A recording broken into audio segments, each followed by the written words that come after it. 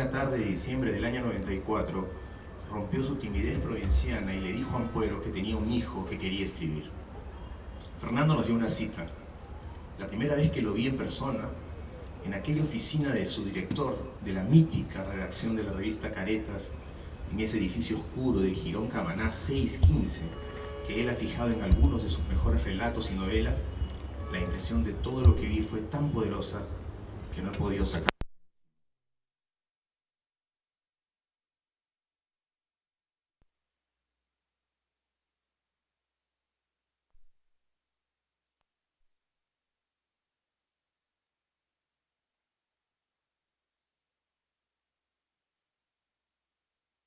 Lánguida, puntuada por cristales opacos y sus pisos simétricos, era la locación perfecta para una novela gótica o de detectives. Y la oficina de Fernando, a la que se llegaba a traspasar una puerta de cristales que te devolvía tu propia imagen como en una pesadilla, y recorrer un corredor largo en que se escuchaban llamadas telefónicas y el repiquetear de los teclados de las máquinas, parecía el escenario de un cuento como cuestión de táctica, esa historia de aires a lo Maupassant, en la que un poeta popular importuna a un periodista llamado Flavio Arregui con unos lamentables versos por el Día de la Madre. Esa noche, mi padre y yo tuvimos más suerte que el poeta, y se puede decir que a partir de allí empecé mi vida de periodista y aspirante escritor bajo la mirada atenta de Fernando. Un detalle llamó por completo mi atención. Tras la imagen reluciente de Ampuero, que no parecía tocado por el aire que nos rodeaba, colgaba una reproducción del cuadro Tama Teté de Paul Gauguin, que por su color, suntuosidad y luz contrastaba de un modo impresionante con la opacidad del resto del edificio. Esa noche, al final de la entrevista, Fernando me dio una bienvenida propia de una novela de terror, pero lo hizo soltando una sonrisa. «Ven con la mejor disposición que tengas», me dijo. «Tenemos un director abominable». Puedo afirmar ahora que esos dos detalles, el cuadro de Gauguin, la descripción puntual del director al que todos los editores llamaban el ogro, explican bastante bien la posición de la posición que Fernando Ampuero encarnaba en esa redacción de la revista Caretas de los años 90, con la que todavía tengo ciertas pesadillas. Años más tarde, cuando leía Moby Dick de Herman Melville, sentía que conocía perfectamente el orden jerárquico de la nave ballenera gracias a mi experiencia en Caretas. Ese verano de 1995, en que empecé a escribir en una de sus salas, era sin dudarlo un pequeño Ismael que miraba asombrado el orden de los marineros, contramaestres, arponeros, suboficiales y oficiales que se iban organizando de abajo hacia arriba hasta llegar a la cabina en la que se hallaba Enrique Sileri como un delirante capitán Ahab, que atronaba con alaridos de espanto las noches de cierre, obsesionado por algún imposible cetáceo alojado en las paredes de Palacio de Gobierno. Si en alguien depositábamos nuestras esperanzas, nosotros, los atribulados marineros, era en Fernando, el número 2 de la nave, el único capaz de tranquilizar los humores del obsesionado capitán para hacerlo entrar en razón, nuestro Starbuck. Su prestigio provenía del raro don para mostrarse inmune a la desesperación y al castigo corporal de los cierres, a la increíble capacidad para no perder el encanto, el comentario risueño, la risa desmesurada y el cultivo de una luz y un brillo entre la mugre de la guerra del Cenepa, las tropelías de Vladimiro Montesinos y la reelección de Alberto Fujimori. Era algo así como la posibilidad de una conciencia lúcida dentro del mundo, el cuerdo aparente, recalco aparente, en la mítica nave de los locos. Fue en medio de esos cierres de edición a altas horas de la noche, a la espera de instrucciones de mis superiores, que descubrí los textos de Fernando en las páginas de las colecciones de la revista Caretas y luego en las del libro de crónicas y reportajes Gato Encerrado. No exagero si digo que el descubrimiento de esos textos me partió la cabeza. Me hizo ver que el trabajo que hacíamos en esas oficinas podía trascender los cierres y que la capacidad de observación y el manejo de la palabra podía dotar al periodismo de un alcance propio de la literatura. En los textos de Gato Encerrado no sobraba nada, y me parece que leyéndolo empezaba a entender la obsesión de Fernando por el disparo certero e inmediato. No olvido el arranque del texto sobre la vidente Sisi Yenea, que era así. Sisi Yenea es la única persona en el mundo que 10 minutos después de conocerla ha amenazado, como en los cuentos de hadas, convertirme en un sapo. Tampoco olvido el de Borges. Borges tiene 82 años y hace casi 26 que está ciego. La ceguera, en su caso, no ha sido una sorpresa trágica, sobrevino gradualmente, como si toda su vida hubiera sido un largo crepúsculo. En todos estos textos, de cara a la particularidad de personajes extremos, como el Indio Fernández, el pintor José Tola o Emilio Rodríguez Larraín, Ampuero desplegaba una estratagema que tomaba del cuello la atención del lector y que me parece que ha asignado su mejor literatura, una especie de seducción de la perplejidad. Cuando se reúne con Tola nos transmite lo difícil que es sacarle una palabra.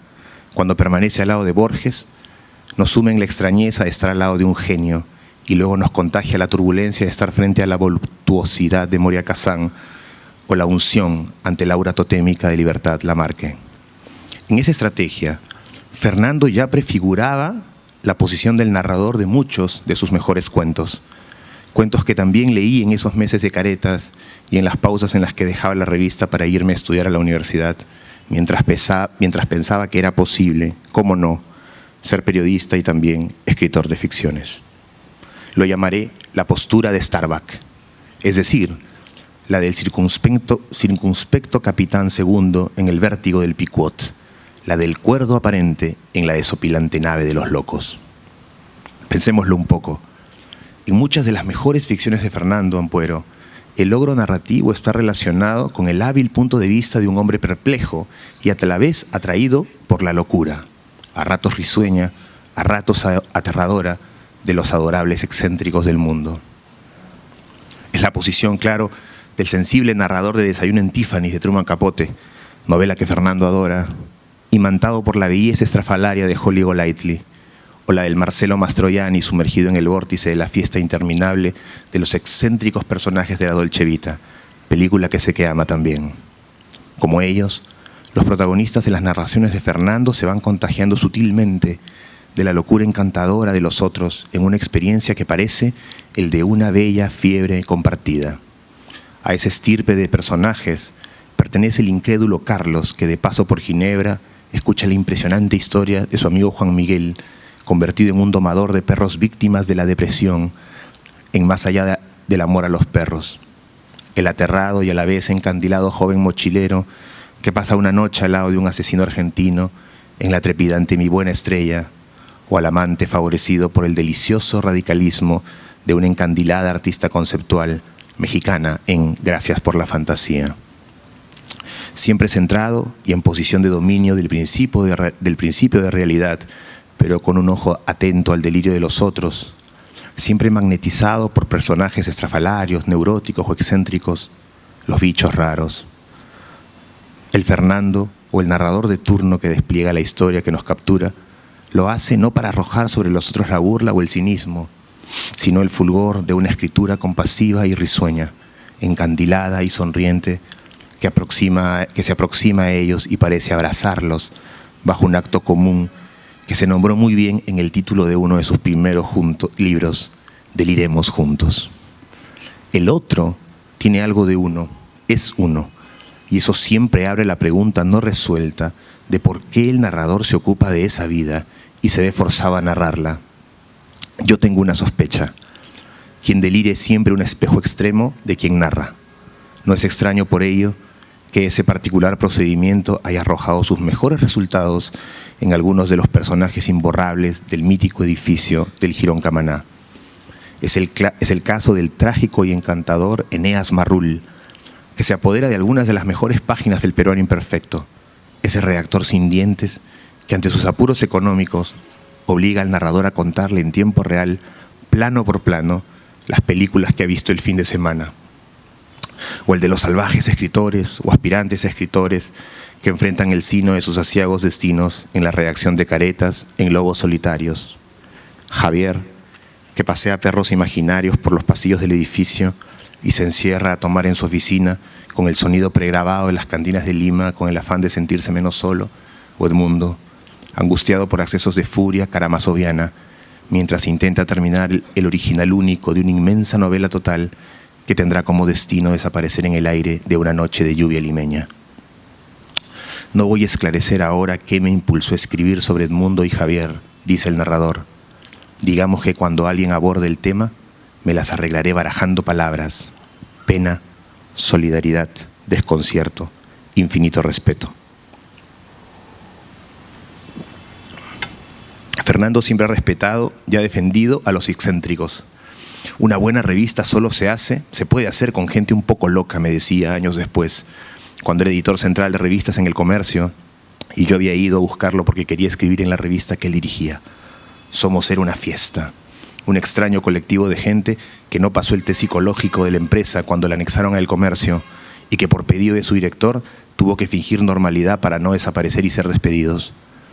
Allí, participando en las reuniones de edición como redactor y luego como bisoño editor, descubrí otro de sus grandes procedimientos de creador, seguramente por su adscripción a esa raza de narradores que han sido fogueados en las redacciones, la del relato oral.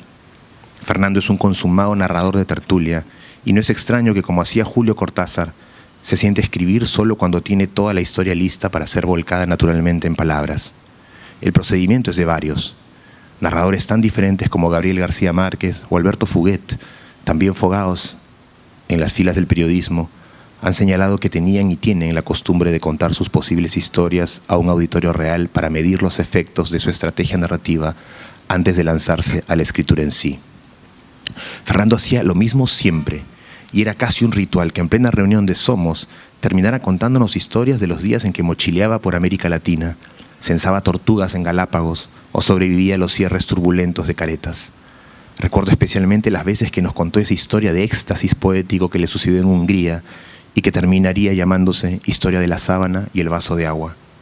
De esa práctica, me parece a mí, se explica la hermosa recurrencia de una situación específica en su trabajo, la de un periodista o una persona cualquiera que le cuenta una historia trepidante a otro periodista. Es lo que le ocurre sin duda a ese Fernando atornillado a una silla de Les Magots, que junto al periodista Fernando Carballo se enfrenta al relato hilarante y aterrador del falso diplomático chileno en Kim Novak en París. Y esa es también la situación a través de la cual, con claros ecos de Borges, se abre la notable El apartamento. El inicio del cuento me ha parecido espléndido siempre, porque ilustra lo que he estado diciéndoles, y por eso no me resisto a leerlo. Dice así: aparentemente la historia la refirió un estudiante de sociología durante una reunión de amigos, y hoy apenas se sabe de él que 2 meses después de aquella charla abandonó la facultad para regentar una oscura pizzería del Lince. A mí me la contó Luis Johamovich en un café de la avenida Tacna. En la misma cuadra, en otro café, el estudiante la había contado por primera vez, acaso porque desde allí podía verse el viejo edificio donde falleció el inocente Mariano Robles. A eso se refería Planas cuando hablaba de los inicios frontales que tienen los textos de Fernando Ampuero. Yo diría que es el ADN del periodista. Hay que poner toda la carne en el asador desde la primera línea. El primer éxito de todo texto es lograr que el lector pase por él como a través de un acto de encantamiento. Pero la literatura no solo consiste en atrapar al lector y conducirlo por una experiencia que simule el mundo. Fernando lo ha logrado de manera consumada en novelas como Caramelo Verde o cuentos como Taxi Driver sin Robert De Niro, sino en ofrecer también una clave de interpretación o un lente de aproximación para definir una forma de mirarlo. Eso que, en una de las piezas de Gato Encerrado, Julio Ramón Ribeiro, apoyado en Proust, llamaba el estilo. Yo creo haber entendido esa manera de mirar el mundo de Fernando aquella vez que me explicó por qué abríamos una nota mía sobre la Costa Verde, en los barracones y la Mar Brava, no con la imagen impresionante de un loco astroso y espeluznante, sino con la fotografía serena de una casa pobre, adornada por unos coquetos geranios y con una vista privilegiada a la languidez del mar de Lima. Todos en el mundo, me explicó, por humilde que fuera su condición, teníamos derecho a disfrutar de un hecho estético tan bello como un atardecer. Es el mismo derecho que les asiste a un padre y a su hija en el cierre de Criaturas Musicales, mientras escuchan un aria de la Gioconda de Ponchielli en la voz de María Callas, tras un día de desencuentros domésticos. O el mismo derecho que asalta al bello personaje niño, ya vuelto un adolescente al final de Pánico en la clínica de tartamudos, cuando redescubre la belleza del balneario de Punta Hermosa. ¿Y cómo explicar la aparición sobrecogedora de una turba de caballos que galopa desbocada en medio de la noche bajo la mirada atónita del malhadado Eneas Marrul? En los relatos más bellos de Ampuero, en los que al releer en estos días he reconocido todo lo que aprecio de su escritura, hay siempre eso, la posibilidad de presenciar o realizar un acto rebelde de luz ante la oscuridad del mundo. Ese, creo yo, era el sentido de esa imagen exótica de Gauguin en medio de un mundo acosado por la corrupción y la dictadura en aquel viejo edificio gótico del Jirón Camaná. Y esa es la actitud que he encontrado en las páginas de La Bruja de Lima, cuando el propio Fernando, ante la noticia de que le quedan apenas unos meses de vida, decide viajar a Europa junto a su hija Camila para respirar el aire otoñal de Barcelona y urdir el plan imposible de robarse un par de Tizianos y la bañista de Ingres del Museo del Louvre. La vida es terrible y es oscura, pero es posible encontrar en ella una defensa si nos aferramos a la contemplación. Lo dice mucho mejor que yo el médico del cuento Bicho Raro, que intenta disuadir a un suicida de volver a intentar quitarse la vida. Si va a tomar esas pastillas, ¿por qué no se espera una o dos o 3 semanas? Le dice. Estamos a unos días de enero y el verano está por empezar. Habrá unas bonitas tardes de sol y de mar. Vaya a una playa del sur, camine por la arena, póngase a oír la música del mar y zambúllase en él. Y nade mucho. Vea las gaviotas, vea las chicas que se ríen y juegan, vea cómo cruzan el horizonte los veleros con sus velas desplegadas, sus hermosas velas de colores. Si después de eso sigue pensando igual, entonces haga lo que desee.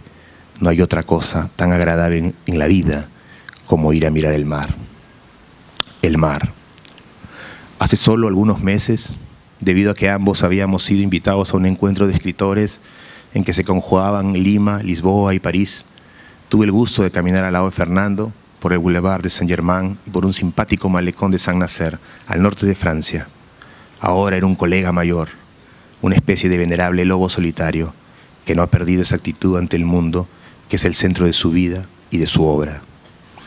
Era muy emocionante ver a Fernando detenerse en medio de cualquier caminata para comentar y contemplar la forma de un balcón o la belleza de una buhardilla, tanto como el vuelo de un patillo, el desplazamiento callado de una barca o la sonrisa de una muchacha. Esa también es su influencia. Y en un medio como el nuestro, mezquino y cínico, no deja de ser un milagro. Fernando, has dicho hace muy poco que no eres un escritor de laureles, sino de abrazos. Todos quienes hemos abrazado a tus personajes, quienes hemos reído con ellos, tropezado con ellos y amado con ellos, abrazamos este premio también. Te abrazamos. Gracias por todo. Es un gusto estar en un homenaje a Fernando Ampuero. Yo creo que los homenajes deben ser al revés de lo que normalmente son a personas muy mayores e importantes. Deben ser a personas muy jóvenes y con promesa de ser importantes después, ¿no? O sea, los homenajes deben ser una apuesta, pero el homenaje a Fernando está muy a tiempo, ¿verdad? No es un caso ni otro. Así que es una celebración y una alegría poder compartir con ustedes algunas notas sobre su obra. Esto que voy a leer se llama Leer a Fernando Ampuero. El cuento, se ha dicho, supone la ruptura de un código. Es una definición clásica, ¿no? ¿Qué es un cuento? Y todos los alumnos responden al mismo tiempo, la ruptura de un código. Es muy fácil para la didáctica, digamos, sobre la literatura. Gregorio Samsa, en La Metamorfosis de Kafka, es el más radical ejemplo de esta definición. Después de un sueño atormentado, despierta convertido en un notorio insecto. Prefigura aparentemente a los hombres domesticados por la socialización prusiana. No es menos radical Bartleby, el escribiente, cuento de Melville, cuando responde a una orden de su jefe, el prominente abogado, preferiría no hacerlo. El jefe le dice, Bartleby, haga esto o esto otro, y él dice, preferiría no hacerlo. Y es lo único que dice a lo largo del cuento. Rompe nada menos que el código dominante de la sociedad fáustica, en una sociedad como la de Estados Unidos en el siglo XIX, donde todo el mundo está haciendo algo conquistando el oeste, haciendo la Estatua de la Libertad, etc., Bartleby dice, preferiría no hacerlo.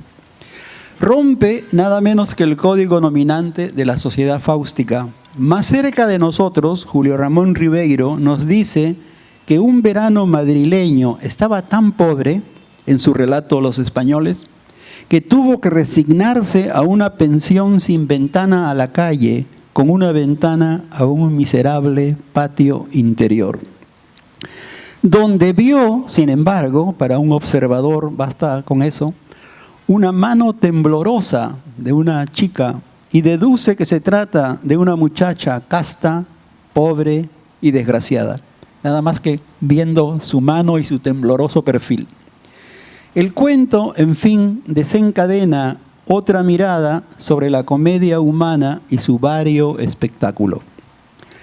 No menos socialmente situado, pero más liberado en el territorio de la subjetividad, el cuento en Fernando Ampuero inquieta al edificio mismo del lenguaje español en su distraída referencialidad limeña y representa no la ruptura de otro código, sino la zozobra de un sujeto refutado por el contrato social de su lenguaje. Estos personajes de Ampuero testimonian un lenguaje que se precipita como un castillo de naipes.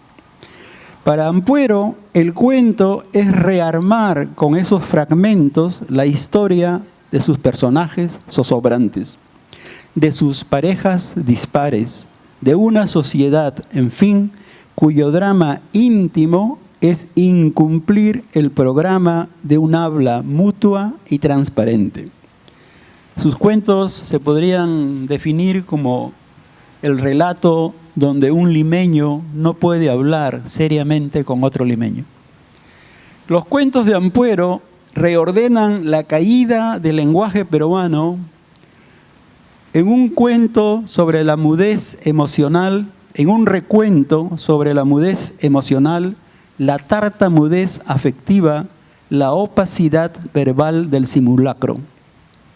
El cuento se convierte así en un documento sobre el menoscabo y la melancolía de un mundo que se extravía en las palabras. La comedia humana peruana, parece decirnos Ampuero, es el drama de un habla que pierde la realidad que nombra.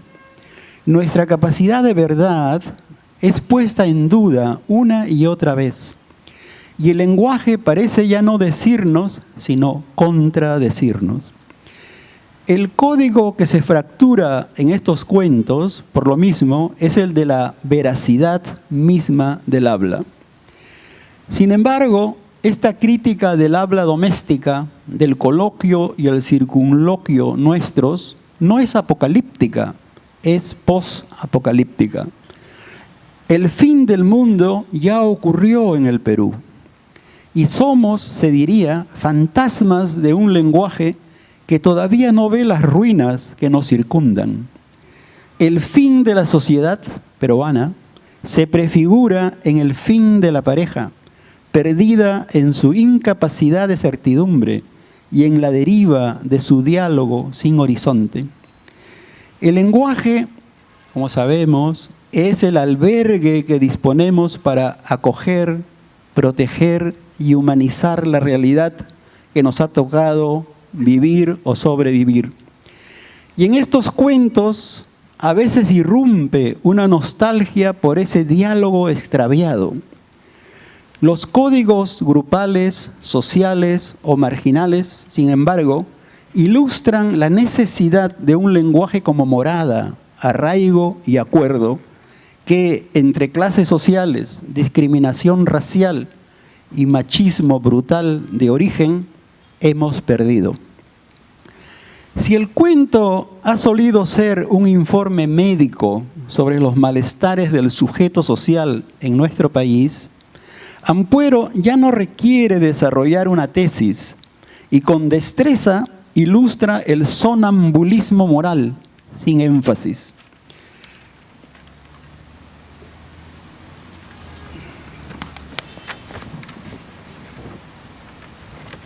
Su comedia peruana no es una tragedia, pero sí es una tragicomedia. Esto es, un espectáculo del desamparo de quienes, habiendo perdido la certidumbre en una mudez moral, mundana y agonista.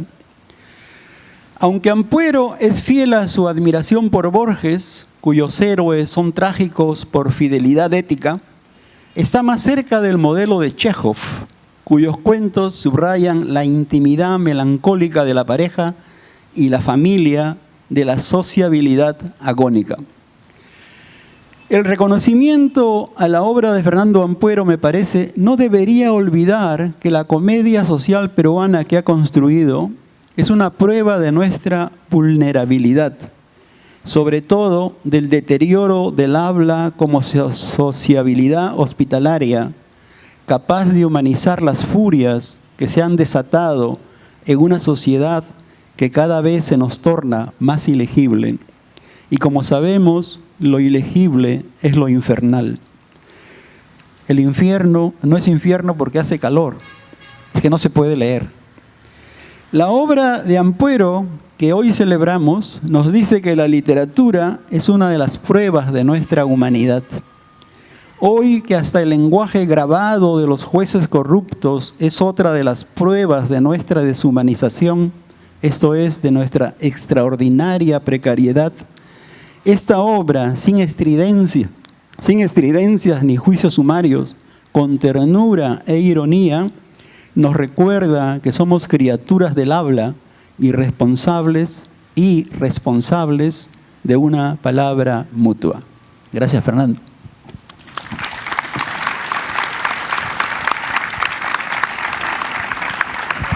Buenas noches. Ahora me toca a mí, pero tengo anotaciones hechas a mano que espero poder descifrar. Para empezar mi intervención, que será breve, quiero contarles, a propósito de los premios literarios, una anécdota sobre el premio Rómulo Gallegos 1967, que Mario Vargas Llosa ganó con la Casa Verde y que dejó en segundo lugar a Juan Carlos Onetti con su novela Junta Cadáveres.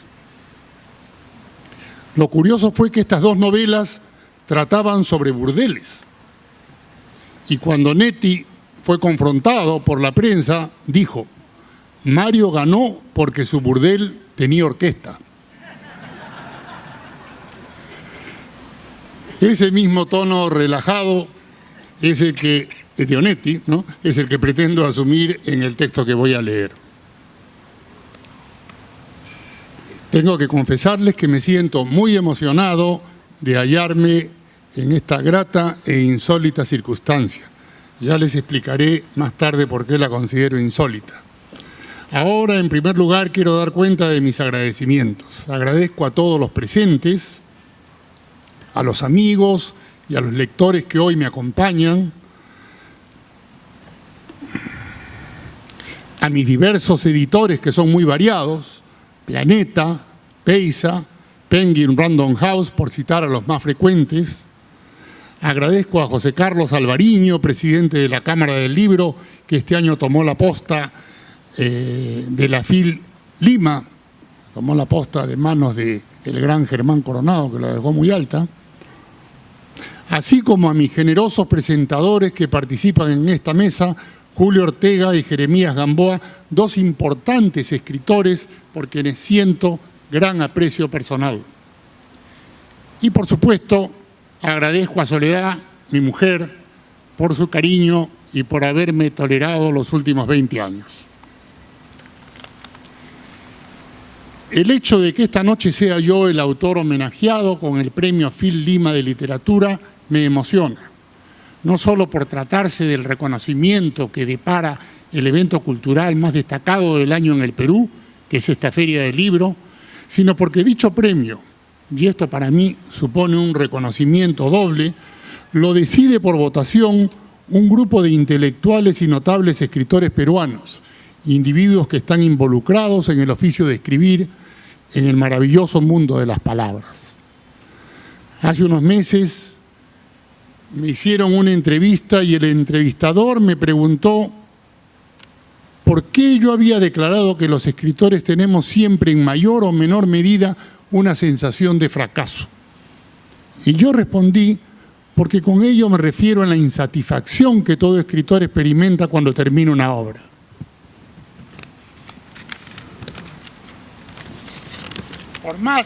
Por más que varios lectores celebren tu nuevo libro, no te lo crees del todo. Uno piensa que pudiera haberlo hecho mejor. Es algo que se parece a la depresión postparto. Y en mi caso, como en el de muchos otros autores, solo se puede superar ese mal rato cuando te sientas a pensar en la siguiente obra, a imaginar el tono narrativo necesario en la esperanza de escribir algo más redondo. Ante ello, el astuto entrevistador le preguntó: ¿y qué significa para usted el éxito en la literatura? Un tanto vacilante, yo contesté: desde un punto de vista superficial, las señales más claras del éxito son la difusión internacional de la obra, de tu obra, los viajes, las ventas, las buenas críticas, las conferencias pagadas. O bien pagadas, mejor todavía.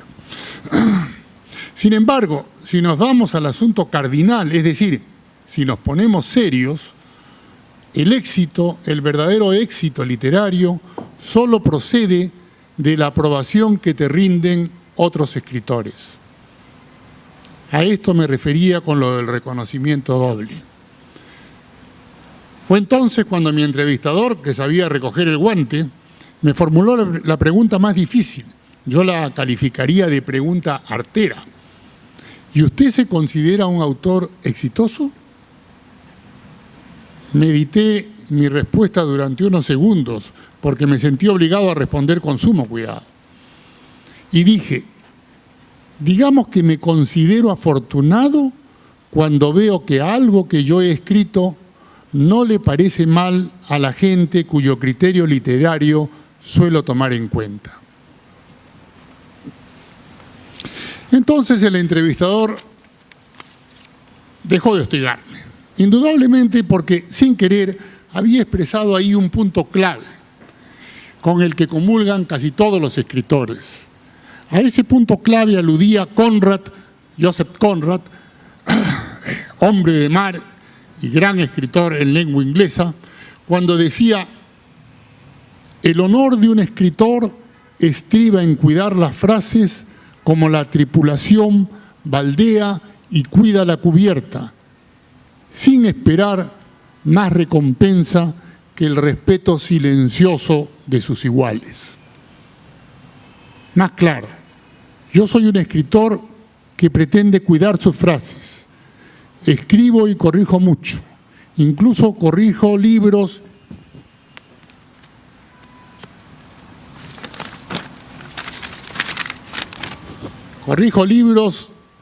publicados a fin de obtener una versión final libre de torpezas. Así que por lo común, mi anhelo es que mis lectores lean siempre las últimas ediciones de mis libros con mis postreras correcciones. La escritura, ya lo he dicho antes y lo seguiré diciendo, es para mí una necesidad dolorosa, aunque al mismo tiempo supone una fuente de felicidad. Toda felicidad, por supuesto, es efímera. Solo nos llega de vez en cuando a través de picos inesperados. Yo escribo para buscar verdades poéticas y, desde luego, para comprender mejor lo que pienso. Escribir, en fin, es un ejercicio apasionado, una obsesión que me explica como persona y le da sentido a mi existencia, pero sobre todo es un acto de amor. Con la escritura de cada historia terminada, el mundo se reinventa.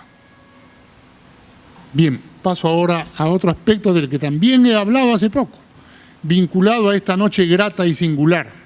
Y para ello voy a recordar una anécdota del año 2016 que aconteció en el Gran Teatro Nacional de Lima durante la ceremonia previa al Premio Segunda Bienal Mario Vargas Llosa.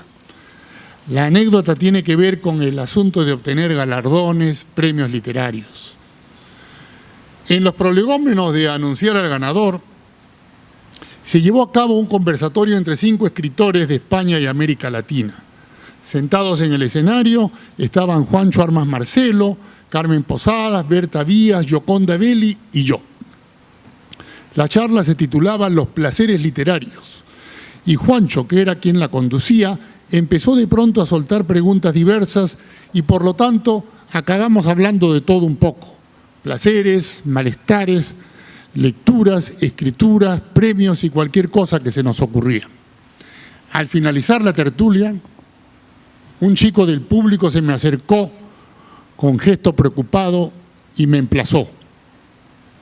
Usted dijo hace un rato que nunca en su vida ha recibido un premio. ¿Eso es verdad?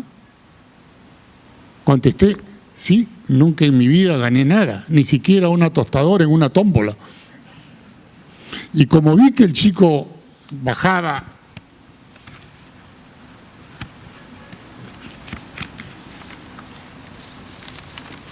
dice que bajaba, de verdad, bajaba la mirada, bajaba la cabeza y se miraba los zapatos, decidí dar una explicación. Esto tiene una historia de fondo, le informé. Una vez, hace más de 40 años, participé en un concurso literario y cuando el jurado se pronunció, quedé dramáticamente desconcertado al enterarme de que mi texto no había sido el ganador. No lo podía creer. Sufrí una gran zozobra. Desde entonces, para no caer otra vez en esa penosa situación, evité los concursos. Alguna vez estuve tentado, sí, aunque me arrepentí a último momento. Pertenezco pues a ese linaje de escritores sin laureles. Y entonces, mirando que el chico me ponía una cara larga, me apresuré a decirle, por favor, no me mires así. Y le tuve que aclarar que yo no estaba triste porque contaba con una suerte de bendición, los lectores. Mira, yo tengo la suerte de tener algunos amables lectores que gustan de mis relatos. Y las palabras de esos lectores, cuando por casualidad se cruzan en mi camino y me lo hacen saber, me reconfortan tanto como los mejores premios literarios. Los lectores representan un premio secreto, son en realidad un gran premio. El chico sonrió y me dio un abrazo y se marchó tranquilo. En conclusión, queridos amigos, no soy un escritor de laureles, soy un escritor de abrazos. Un escritor que ocasionalmente recibe abrazos de sus amables lectores. Eso me va bien. Y bueno, tengo por fin un premio. Es la razón por la que mi mujer Soledad hizo un exacto comentario en su post del Facebook. Siempre hay una primera vez. Por eso ahora me siento raro, pero feliz. He recibido un premio y además lo obtuve sin participar en un concurso. Es un premio que, como he dicho hace unos días en una entrevista en el Dominical, me cayó del cielo y que agradezco de todo corazón. Y agradezco nuevamente a todos ustedes. Muchas gracias.